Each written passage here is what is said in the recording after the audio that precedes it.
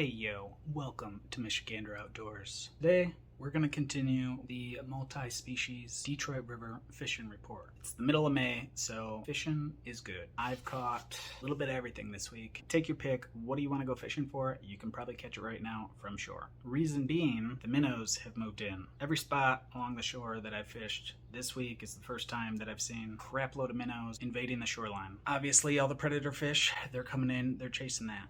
I caught a pike, the walleye. From shore, same thing. The walleye are still there. It's just a different bite. Before, a couple weeks ago, you could go out any time of the day, you could go cast a line out and you can catch a walleye from the shore. Not so much anymore. Very early in the morning, before daylight, as soon as the sun starts coming up, the walleye move back out deep. Then, one of my favorite fish, because all the minnows have moved in close to the shore, perch, actually. Some of the fish I've seen, I'll show you some pictures right here.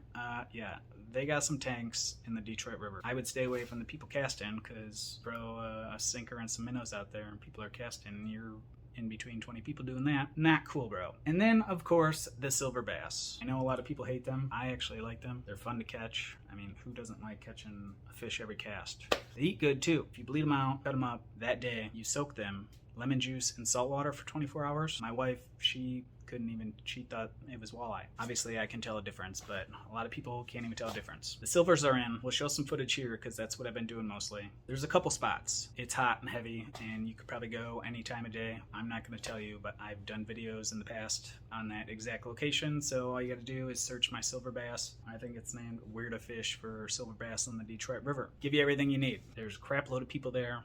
Pretty much any time of day you go, there's a couple holes that you can catch fish, but you can also snag lines and fish with 300 other people. If you're into that, you want to go any time of day, go for it. Other spots, I'm catching fish. So some days you catch 12, some days you catch 25. Some days you catch 2. The days that I'm only catching a few, they're huge. Another tip, if you need some ego boosting and you like getting patches like for the deer or master angler, I don't know of an easier fish to get your master angler patch every year than the silver bass. The first one that I remembered to measure, and it was almost 17 inches and it weighed 3 pounds. So I'll be turning that up, and that's what, 4 years in a row I've gotten a patch, so I'm feeling pretty good about myself. My last video, I showed you the different ways of how to fish for silver bass. You need to pay attention to that. Everyone's, oh, just go out there, throw a little light Mr. Twister and you'll catch them. Maybe in some spots, but not everywhere. Spot I have been fishing recently. You get out there after the walleye move out and you try throwing twisters. I haven't had a single fish hit on a twister. So as far as baits that have been working, the pike that I caught this week is actually on a Guggen Bait Saucy Swimmer. If you're looking for pike, moving baits like that, bass, same thing. I've heard about people starting to actually catch bass on the Detroit River, which is one thing I have never actually done, but I need to do that before it's too late. As far as silver bass baits that have been working, again, been that custom jig from WHITTEN custom rods. The fish sitting on the bottom, they're not just swimming around. Most people think that the silver bass are just like higher up in the water column. These fish have all been just sitting on the bottom. So you throw that out there, like 3/8 ounce, and you let it hit the bottom, pop it back. As soon as you pop it up, they're sitting on the bottom waiting for it, and they grab it and they give you a fun fight. And there's been other days where it's been really slow. They didn't want to bite anything. Last video, told you my secret. Right here. Gulp minnows. Threw one of these on, and this actually for the last 3 days is the only thing silver bass have been wanting to bite is gulp minnow.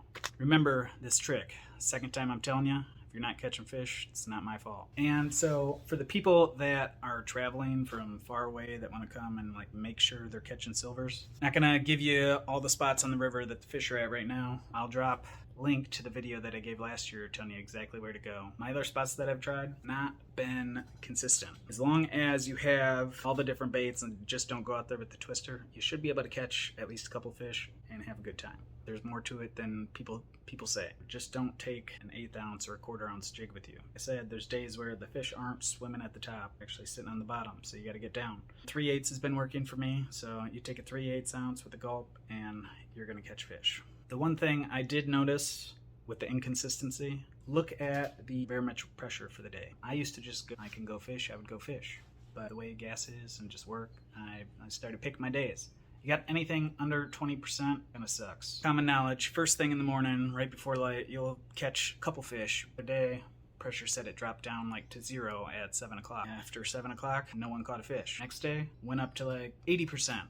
and we were catching fish all day. So that made me a strong believer right there. Pay attention. If you're making the drive and the fish, they're not in thick in the whole river yet, pay attention to the barometric pressure and pick your days. I'm trying to give you a little more information versus entertainment that I tried in the past. So if you're liking these tips and tricks, and if it's actually helping you when you go out fishing, make sure you let me know in the comment section below. You have any tips that you want to give me? Also, drop that in the comments below. Anyway, I hope you found this video useful. I hope you found it beneficial. I hope it helped you catch fish. And if it did, make sure you give me a thumbs up.